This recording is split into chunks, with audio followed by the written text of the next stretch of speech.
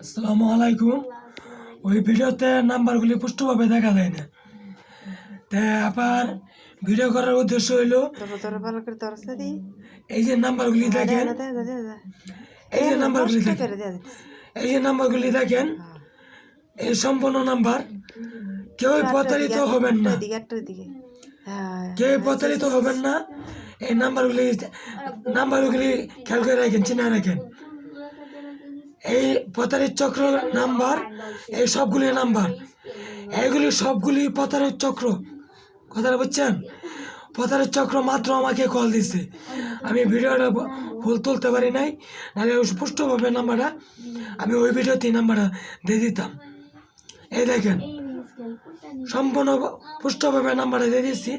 আপনার নাম্বারগুলি মুখে মুখস্থ করে নেন। কেউ প্রতারিত হবেন না, প্রতারিত থেকে অনেকটা দূরত্ব থাকবেন। প্রতারিত চক্র পালায় পড়বেন না, আপনাদের কাছে অনুরোধ করে বলতেছি। প্রতারিত চক্র থেকে অনেক দূরে থাকবেন, কারণ আমার কাছ থেকে নেই 750 টাকা নিচে গা। আমি এতটুকু এইভাবে চলি, এরপরও আমার কাছ থেকে নিচে গা। এরপরও বলে কি 6250 টাকা দিতে হবে বাংলাদেশ ব্যাংকের চেক হিসাবে, মানে রিসিট হিসাবে। এখনও মাত্র ফোন দিচ্ছে এই যে ফারজানা নামে যে মেয়েটা, সেই মেয়েটা।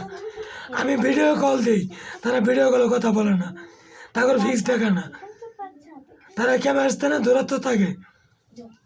এই ভিডিওগুলি আপনার নাম্বারগুলি সম্পূর্ণ মুখস্থ করে রাখবেন। আল্লাহ হাফেজ।